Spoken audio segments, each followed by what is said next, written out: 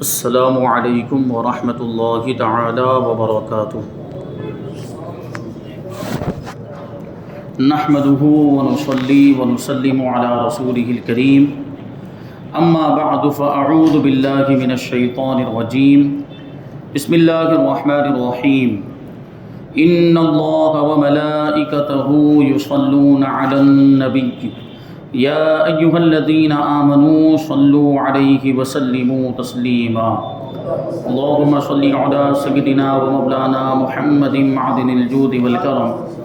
وآلہ الکرام وابنہ الکریم وبارک وسلم صلاۃ وسلاما علیک یا رسول اللہ صلی اللہ تعالی علیہ وسلم۔ عزیزان ملت اسلامیہ، 18واں باب مکمل ہوا، یہاں سے 19واں باب شروع ہو رہا ہے، اور اس میں متعلقین رسالت یعنی حضور پاک صلی اللہ علیہ وسلم کی ذات بابرکات سے تعلق رکھنے والی ہستیوں اور شخصیات کا تذکرہ کریں گے، جیسے حضور پاک صلی اللہ علیہ وسلم کی ازواج مطہرات، حضور کی بیویاں، اہل بیت اطہار، حضور کی اولاد امجاد۔ انشاءاللہ تبارک و تعالیٰ ان مبارک ہستیوں کا ہم ذکر کریں گے۔ ان میں سب سے پہلے ازواج مطہرات یعنی حضور پاک صلی اللہ علیہ وسلم کی مقدس پاکیزہ بیویوں کا تذکرہ کرتے ہیں۔ حضور پاک صلی اللہ علیہ وسلم کی نسبت مبارکہ کی وجہ سے ازواج مطہرات کا بھی بہت ہی بلند مرتبہ ہے، کیونکہ سوچنے کی ضرورت ہے کہ پوری دنیا میں یہ صرف چند گنتی کی خواتین، مقدس خواتین تھی جن کو حضور پاک صلی اللہ علیہ وسلم کی زوجیت کا شرف حاصل ہوا۔ حضور پاک صلی اللہ علیہ وسلم کی بیوی کے طور پر اللہ تبارک و تعالیٰ نے ان کو منتخب فرمایا۔ یہی سب سے بڑی فضیلت کی بات ہے، اور یہی سب سے بلند مرتبہ ان کا ہے اور رتبہ ہے، جس کی وجہ سے وہ دیگر عورتوں پر فضیلت رکھتی ہیں۔ ان کی شان میں قرآن کی بہت سی آیات بینات، روشن آیتیں نازل ہوئیں، جن میں ان کی عظمتوں کا تذکرہ اور ان کی رفعت شان کا بیان ہے۔ چنانچہ اللہ تبارک و تعالیٰ قرآن مجید میں ارشاد فرماتا ہے، یا نساء النبی لستن کاحد من النساء ان اتقیتن، کہ اے نبی کی بیویوں تم اور عورتوں کی طرح نہیں ہو اگر اللہ سے ڈرو، یعنی تمہارا مقام و مرتبہ بہت ہی بلند و بالا ہے۔ دوسری آیت میں ارشاد فرمایا، وَأَزْوَاجُهُ أُمَّهَاتُهُمْ، اور اس کی یعنی نبی کی بیویاں ان کی یعنی ایمان والوں کی مائیں ہیں۔ یہی وجہ ہے کہ ہم جب بھی کسی نبی پاک صلی اللہ علیہ وسلم کی زوجہ محترمہ کا تذکرہ کرتے ہیں، ان کا نام لیتے ہیں، تو ان کے نام کے ساتھ اکثر و بیشتر ام المؤمنین لگایا جاتا ہے۔ جیسے ہم سنتے ہیں ام المؤمنین حضرت عائشہ صدیقہ رضی اللہ تعالی عنہا، ام المؤمنین حضرت خدیجہ الکبریٰ رضی اللہ تعالی عنہا۔ اس طرح جو ہے کہ دیگر ازواج مطہرات کا بھی جب ہم نام لیتے ہیں تو ان کے ساتھ یہ لقب جڑ جاتا ہے ام المؤمنین، اور ام المؤمنین کا مطلب ہی ہوتا ہے ایمان والوں کی ماں۔ اور یہ اللہ تبارک و تعالیٰ نے قرآن مجید کے اندر ارشاد فرمایا، تو فرماتے ہیں کہ یہ تو تمام امت کا متفق علیہ مسئلہ ہے، یعنی سب کا اس پر اتفاق ہے کہ حضور پاک صلی اللہ علیہ وسلم کی مقدس بیویاں دو باتوں میں حقیقی ماں کی طرح ہے۔ ایک یہ کہ ان کے ساتھ ہمیشہ ہمیشہ کے لیے کسی کا نکاح جائز نہیں۔ حضور پاک صلی اللہ علیہ وسلم کے ازواج مطہرات سے کسی کا بھی نکاح نہیں ہو سکتا۔ جب حضور کے نکاح میں آ گئی تو اب کسی بھی ایمان والے کا ان سے نکاح نہیں ہو سکتا۔ جبکہ عام انسانوں کے معاملات یہ ہوتے ہیں کہ عام انسان کی اگر بیوی ہو اور اس کا انتقال ہو جائے تو اس کی عدت گزر جانے کے بعد وہ دوسرے سے نکاح کرنا چاہے تو کر سکتی ہے، لیکن حضور پاک صلی اللہ علیہ وسلم کی ازواج مطہرات سے کسی کا نکاح نہیں ہو سکتا۔ دوسری بات یہ کہ ان کی تعظیم و تکریم ہر امتی پر اسی طرح لازم اور ضروری ہے جس طرح حقیقی ماں کی تعظیم و تکریم لازم، بلکہ اس سے بھی بہت زیادہ تعظیم ان کی ہے۔ لیکن نظر اور خلوت کے معاملات میں ازواج مطہرات کا حکم حقیقی ماں کی طرح نہیں، یعنی دیکھنے کے معاملات میں بے پردہ ان کو نہیں دیکھ سکتے، اور ان کے ساتھ تنہائی میں نہیں رہ سکتے جس طرح کہ حقیقی ماں کے ساتھ ہوتا ہے معاملہ، کہ حقیقی ماں کے ساتھ بیٹا تنہائی میں بھی بات چیت کر سکتا ہے، لیکن ازواج مطہرات کا حکم اس معاملے میں الگ ہے، کیونکہ قرآن مجید میں اللہ تبارک و تعالیٰ کا ارشاد ہے کہ وَإِذَا سَأَلْتُمُوهُنَّ مَتَاعًا فَاسْأَلُوهُنَّ مِنْ وَرَاءِ حِجَابٍ، کہ جب تم نبی کی بیویوں سے کوئی چیز مانگو تو پردے کے پیچھے سے مانگو، یعنی وہاں پردہ ہے۔ مسلمان اپنی حقیقی ماں کو تو دیکھ بھی سکتا ہے اور تنہائی میں بیٹھ کر اس سے بات چیت بھی کر سکتا ہے، مگر حضور پاک صلی اللہ علیہ وسلم کی مقدس بیویوں سے ہر مسلمان کے لیے پردہ فرض ہے، اور تنہائی میں ان کے پاس اٹھنا بیٹھنا حرام ہے۔ اسی طرح حقیقی ماں کے ماں باپ یہ لڑکوں کے نانی نانا، اور حقیقی ماں کے بھائی بہن لڑکوں کے ماموں اور خالہ ہوا کرتے ہیں، مگر ازواج مطہرات کے ماں باپ امت کے نانی نانا اور ازواج مطہرات کے بھائی بہن امت کے ماموں خالہ نہیں ہوا کرتے۔ یہ حکم حضور پاک صلی اللہ علیہ وسلم کی ان تمام ازواج مطہرات کے لیے ہے جن سے حضور پاک صلی اللہ علیہ وسلم نے نکاح فرمایا، چاہے حضور پاک صلی اللہ علیہ وسلم سے پہلے ان کا انتقال ہوا ہو یا حضور پاک صلی اللہ علیہ وسلم کے بعد انہوں نے وفات پائی ہو۔ یہ سب کی سب امت کی مائیں ہیں اور ہر امتی کے لیے اس کی حقیقی ماں سے بڑھ کر لائق تعظیم اور واجب الاحترام ہے۔ ازواج مطہرات کی تعداد اور ان کے نکاحوں کی ترتیب کے بارے میں مورخین کا قدر اختلاف ہے، مگر 11 امہات المؤمنین کے بارے میں کسی کا بھی اختلاف نہیں کہ حضور پاک صلی اللہ علیہ وسلم کی 11 مقدس بیویاں تھیں، اس میں کسی کا اختلاف نہیں۔ ان میں حضرت خدیجہ، حضرت زینب بنت خزیمہ رضی اللہ تعالیٰ عنہما تو حضور پاک صلی اللہ علیہ وسلم کے سامنے ہی انتقال کر گئی، یعنی حضور کی ظاہری حیات میں یہ دونوں ازواج مطہرات دنیا سے رخصت ہو گئی، ان کا انتقال ہو گیا، مگر 9 بیویاں حضور پاک صلی اللہ علیہ وسلم کی وفات اقدس کے وقت موجود تھیں اور حضور پاک صلی اللہ علیہ وسلم کے بعد بھی ایک عرصے تک وہ حیات رہی۔ ان 11 امت کی ماؤں میں سے 6 خاندان قریش کے اونچے گھرانوں کی چشم و چراغ تھیں، جن کے اسماء مبارکہ یہ ہیں: خدیجہ بنت خویلد، عائشہ بنت ابو بکر صدیق، حفصہ بنت عمر فاروق، ام حبیبہ بنت ابو سفیان، ام سلمہ بنت ابو امیہ، سودا بنت زمعہ۔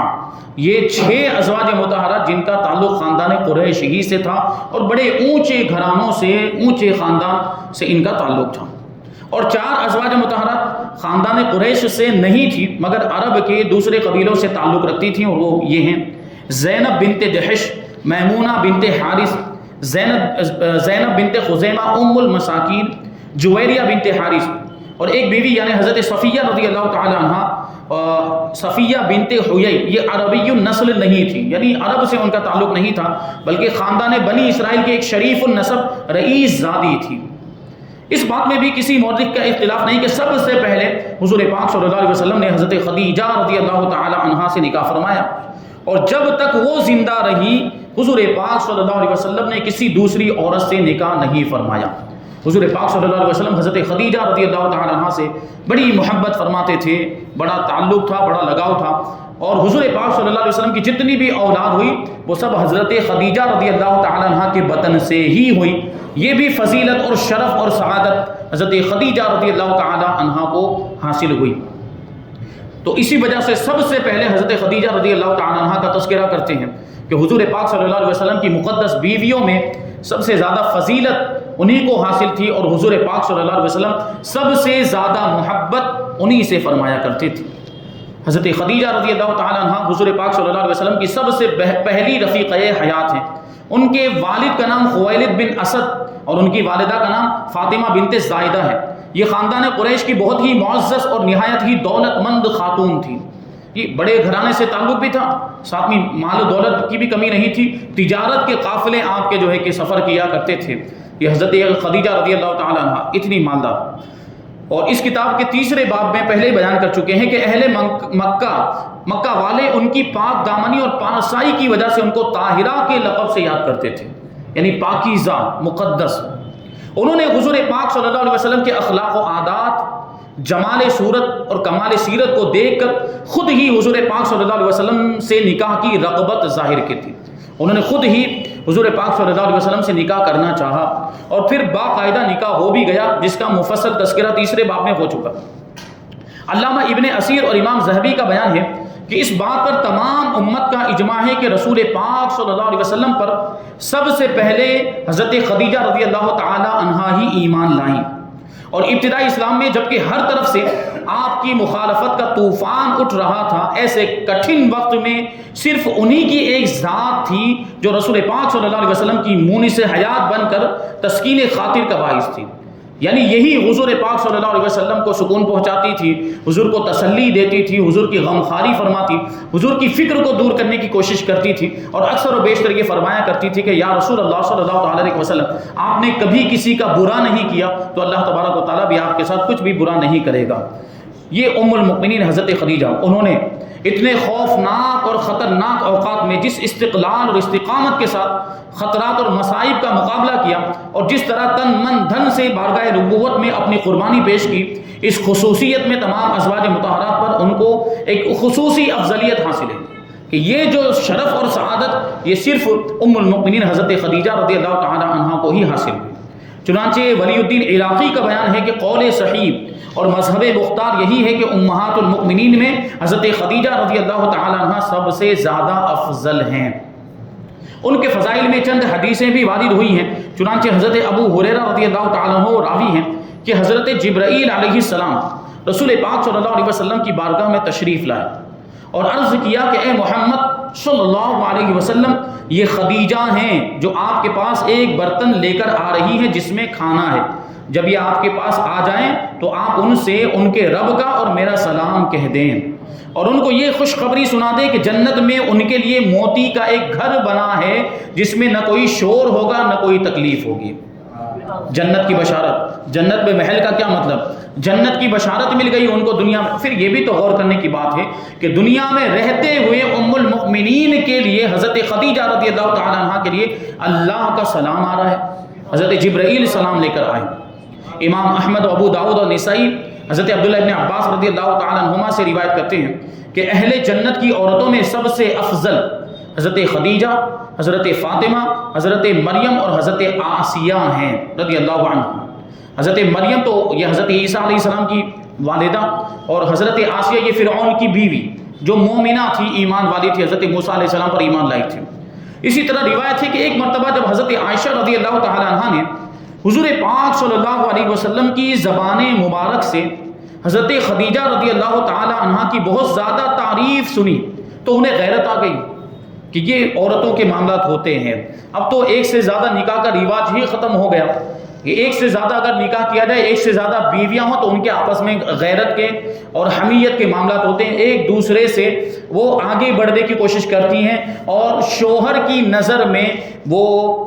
نمایاں ہونے کی کوشش کرتی ہیں کہ شوہر مجھ سے ہی زیادہ محبت کرے اور میری سوتن سے زیادہ محبت نہ کرے۔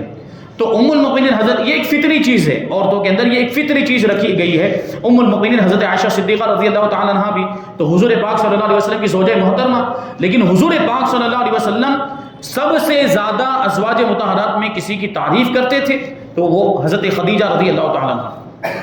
تو ایک مرتبہ حضرت عائشہ صدیقہ رضی اللہ تعالی عنہ نے حضور پاک صلی اللہ علیہ وسلم سے حضرت خدیجہ رضی اللہ تعالی عنہ کی بہت زیادہ تعریف سنی تو انہیں غیرت آ گئی، اور انہوں نے یہ کہہ دیا کہ اب تو اللہ تعالیٰ نے آپ کو ان سے بہتر بیوی عطا فرما دی، یعنی اپنی طرف اشارہ کرتے ہوئے کہا کہ اب تو آپ کو ان سے بھی بہتر بیوی مل گئی، یعنی حضرت خدیجہ سے بہتر میں ہوں، گویا کہ انہوں نے یہ کہنا چاہا۔ تو یہ سن کر آپ نے ارشاد فرمایا کہ نہیں، خدا کی قسم خدیجہ سے بہتر مجھے کوئی بھی بیوی نہیں ملی۔ جب سب لوگوں نے میرے ساتھ کفر کیا، میرا انکار کیا، اس وقت وہ مجھ پر ایمان لائیں، اور جب سب لوگ مجھے جھٹلا رہے تھے اس وقت انہوں نے میری تصدیق کی، مجھے سچا مانا، اور جس وقت کوئی شخص مجھے کوئی چیز دینے کے لیے تیار نہیں تھا اس وقت خدیجہ نے مجھے اپنا سارا مال دے دیا، اور انہی کے شکم سے اللہ تعالیٰ نے مجھے اولاد عطا فرمائی۔ یہ حضرت خدیجہ رضی اللہ تعالی عنہ کی شان۔ حضرت عائشہ صدیقہ رضی اللہ تعالی عنہ کا بیان ہے کہ ازواج مطہرات میں سب سے زیادہ مجھے حضرت خدیجہ کے بارے میں ہی غیرت آیا کرتی تھی، حالانکہ میں نے ان کو دیکھا بھی نہیں تھا۔ غیرت کی وجہ یہ تھی کہ حضور پاک صلی اللہ علیہ وسلم بہت زیادہ ان کا ذکر خیر فرمایا کرتے تھے اور ان کی تعریف کیا کرتے تھے، اور اکثر ایسا ہوا کرتا تھا کہ آپ جب بھی کوئی بکری ذبح فرماتے تو کچھ گوشت حضرت خدیجہ کی سہیلیوں کے گھروں میں ضرور بھیج دیا کرتے تھے، نسبت کی وجہ سے کہ سہیلیوں کو حضرت خدیجہ سے نسبت تھی، اس لیے ان کے گھروں میں وہ گوشت بھیج دیتے، اور اس سے میں چڑ جایا کرتی تھی، اور کبھی کبھی یہ کہہ دیا کرتی تھی کہ دنیا میں بس ایک خدیجہ ہی تو آپ کی بیوی تھی۔ تو میرا یہ جملہ سن کر آپ فرمایا کرتے تھے کہ ہاں بے شک وہ تھیں، انہی کے شکم سے تو اللہ تعالیٰ نے مجھے اولاد عطا فرمائی۔ امام طبرانی نے حضرت عائشہ رضی اللہ تعالیٰ عنہ سے ایک حدیث نقل کی ہے کہ حضور پاک صلی اللہ علیہ وسلم نے حضرت خدیجہ رضی اللہ تعالی عنہا کو دنیا میں جنت کا انگور کھلایا۔ یہ بھی ام المؤمنین کی خصوصیت، دنیا میں رہتے ہوئے جنت کا انگور۔ اس حدیث کو امام سہیلی نے بھی نقل فرمایا۔ حضرت خدیجہ رضی اللہ تعالیٰ عنہ 25 سال تک حضور پاک صلی اللہ علیہ وسلم کی خدمت گزاری سے سرفراز رہی، کیونکہ حضور پاک صلی اللہ علیہ وسلم کا نکاح حضرت خدیجہ رضی اللہ تعالیٰ عنہ سے جس وقت ہوا تھا، اس وقت حضور پاک صلی اللہ علیہ وسلم کی عمر مبارک یہ 25 سال کی تھی، اور حضرت خدیجہ الکبریٰ رضی اللہ تعالیٰ عنہ کی عمر 40 سال کی تھی، اور آپ کا انتقال ہجرت سے 3 سال پہلے 65 سال کی عمر میں ہوا ہے۔ تو اس طرح دیکھیں تو 25 سال کا زمانہ ایسا گزرا ہے کہ جس میں آپ حضور پاک صلی اللہ علیہ وسلم کی زوجیت میں رہیں، حضور کی خدمت کرتی رہیں، حضور کے نکاح میں رہیں۔ تو 65 سال کی عمر پا کر ماہ رمضان میں مکہ معظمہ کے اندر انہوں نے وفات پائی۔ حضور پاک صلی اللہ علیہ وسلم نے مکہ مکرمہ کے مشہور قبرستان حجون، جس کو اب جنت المعلا کہا جاتا ہے یا جنت المعلا کہا جاتا ہے، اس میں خود بنفس نفیس ان کی قبر میں اتر کر اپنے مقدس ہاتھوں سے ان کو سپرد خاک فرمایا۔ چونکہ اس وقت تک نماز جنازہ کا حکم نازل نہیں ہوا تھا، اس لیے آپ نے ان کی نماز جنازہ نہیں پڑھی، نماز جنازہ کا حکم بعد میں آیا، تو اس لیے ام المؤمنین کی نماز جنازہ نہیں ہوئی، ویسے ہی آپ کو دفن کر دیا گیا۔ حضرت خدیجہ الکبریٰ رضی اللہ تعالیٰ عنہ کا یہ مقام ہے۔ اب حضرت سودا رضی اللہ تعالیٰ عنہ کا تذکرہ کرتے ہیں کہ ان کے والد کا نام زمعہ تھا اور ان کی والدہ کا نام شموس بنت عمرو۔ یہ پہلے اپنے چچا زاد بھائی سکران بن عمرو سے بیاہی گئی تھی۔ یہ میاں بیوی دونوں ابتدائی اسلام ہی میں مسلمان ہو گئے تھے، اور ان دونوں نے حبشہ کی ہجرت ثانیہ میں حبشہ کی طرف ہجرت بھی کی تھی، یعنی مدینہ منورہ سے پہلے حبشہ کی طرف ہجرت ہوئی ہے، جو افریقہ کے اندر ایک علاقہ ہے، ایک ملک ہے، اس کی طرف پہلے مسلمانوں نے ہجرت، اور 2 مرتبہ وہاں پر ہجرت ہوئی۔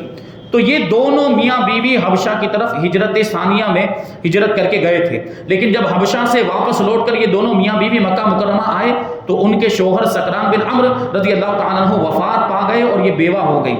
ان کا ایک لڑکا بھی تھا جن کا نام عبد الرحمن تھا۔ حضرت عبداللہ ابن عباس رضی اللہ تعالیٰ عنہما کا بیان ہے کہ حضرت سودا رضی اللہ تعالیٰ عنہ نے ایک خواب دیکھا کہ حضور پاک صلی اللہ علیہ وسلم پیدل چلتے ہوئے ان کی طرف تشریف لائے اور ان کی گردن پر اپنا مقدس پاؤں رکھ دیا۔ جب حضرت سودا رضی اللہ تعالیٰ عنہ نے اس خواب کو اپنے شوہر سے بیان کیا تو انہوں نے کہا کہ اگر تیرا خواب سچا ہے تو میں یقیناً ان قریب ہی مر جاؤں گا اور حضور پاک صلی اللہ علیہ وسلم تجھ سے نکاح فرمائیں گے۔ اس کے بعد دوسری رات میں حضرت سودا رضی اللہ تعالیٰ عنہ نے یہ خواب دیکھا کہ ایک چاند ٹوٹ کر ان کے سینے پر گرا ہے۔ صبح کو انہوں نے اس خواب کا بھی اپنے شوہر سے ذکر کیا تو ان کے شوہر حضرت سکران رضی اللہ تعالیٰ عنہ نے چونک کر کہا کہ اگر تیرا یہ خواب سچا ہے تو میں اب بہت ہی جلد انتقال کر جاؤں گا اور تم میرے بعد حضور پاک صلی اللہ علیہ وسلم سے نکاح کرو گی۔ چنانچہ ایسا ہی ہوا کہ اسی دن حضرت سکران رضی اللہ تعالیٰ عنہ بیمار ہوئے اور چند دنوں کے بعد ان کی وفات ہو گئی۔ حضور پاک صلی اللہ علیہ وسلم حضرت خدیجہ رضی اللہ تعالیٰ عنہ کی وفات سے ہر وقت بہت زیادہ مغموم اور اداس رہا کرتے تھے، یعنی غمگین رہا کرتے تھے حضرت خدیجہ کی جدائی کی وجہ سے۔ یہ دیکھ کر حضرت خولہ بنت حکیم رضی اللہ تعالیٰ عنہ نے حضور پاک صلی اللہ علیہ وسلم کی خدمت میں یہ درخواست پیش کی کہ یا رسول اللہ صلی اللہ تعالیٰ علیہ وسلم آپ حضرت سودا رضی اللہ تعالیٰ عنہ سے نکاح فرما دیں تاکہ آپ کا خانہ معیشت آباد ہو جائے، یعنی آپ کی زوجیت میں ایک بیوی آ جائے تاکہ آپ اکیلا پن محسوس نہ کریں، تنہائی محسوس نہ کریں، اور ایک وفادار اور خدمت گزار بیوی کی صحبت اور رفاقت سے آپ کا غم مٹ جائے۔ آپ نے ان کے اس مخلصانہ مشورے کو قبول فرما لیا۔ چنانچہ حضرت خولہ رضی اللہ تعالیٰ عنہ نے حضرت سودا رضی اللہ تعالیٰ عنہ کے باپ سے بات چیت کر کے نسبت طے کرا دی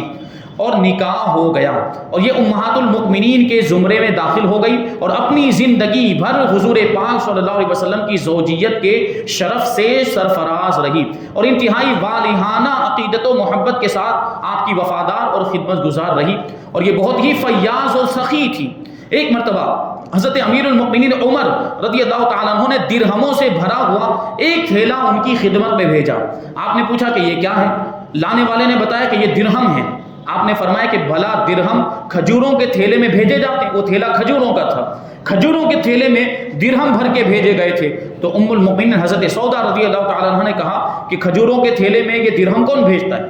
یہ کہا اور اٹھ کر اسی وقت ان تمام درہموں کو مدینے کے فقراء اور مساکین پر تقسیم فرما دیا۔ حدیث کی مشہور کتابوں میں ان کی روایت کی ہوئی 5 حدیثیں مذکور ہیں، جن میں سے ایک حدیث بخاری شریف میں بھی ہے کہ حضرت عبداللہ ابن عباس اور حضرت یحییٰ بن عبد الرحمن رضی اللہ تعالیٰ عنہما ان کے شاگردوں میں بہت ہی ممتاز ہیں۔ ان کی وفات کے سال میں مختلف اور متضاد اقوال ہیں۔ امام ذہبی اور امام بخاری وغیرہ نے اس روایت کو صحیح بتایا ہے کہ حضرت عمر رضی اللہ تعالیٰ عنہ کے آخری دور خلافت 23 ہجری میں مدینہ منورہ کے اندر ان کی وفات ہوئی، لیکن واقعی نے اس قول کو ترجیح دی ہے کہ ان کی وفات کا سال 54 ہجری ہے، اور صاحب اکمال نے بھی ان کا سنہ وفات شوال 54 ہجری ہی تحریر کیا ہے۔ مگر حضرت علامہ ابن حجر اسقلانی رضی اللہ تعالیٰ عنہ اپنی کتاب تقریب التہذیب میں یہ لکھتے ہیں کہ ان کی وفات شوال ہجری 55 میں ہوئی ہے، واللہ تعالی اعلم۔ بہرحال حضور پاک صلی اللہ علیہ وسلم کے بعد بھی حضرت سودا رضی اللہ تعالیٰ عنہ یہ ایک زمانے تک اور ایک عرصے تک حیات رہی اور پھر ان کی وفات ہوئی ہے۔ اب یہاں سے ام المؤمنین حضرت عائشہ صدیقہ رضی اللہ تعالیٰ عنہ اور پھر حضرت حفصہ رضی اللہ تعالیٰ عنہ جو حضرت فاروق اعظم رضی اللہ تعالیٰ عنہ کی بیٹی، ان کا تذکرہ ہم آئندہ درس میں شامل کریں گے۔ اللہ تبارک و تعالیٰ کی بارگاہ میں دعا ہے کہ جو کچھ بھی بیان ہوا اس پر ہم سب کو عمل کرنے کی توفیق عطا فرمائے۔ حضور پاک صلی اللہ علیہ وسلم سے نسبت رکھنے والی ہستیوں اور شخصیات سے ہم سب کو محبت کرنے کی توفیق عطا فرمائے، اور حضور کی سیرت پاک پر، آپ کی سنتوں پر، احکام اسلام پر، شریعت پر ہم سب کو عمل کرنے کی توفیق عطا فرمائے۔ وما علینا الا البلاغ۔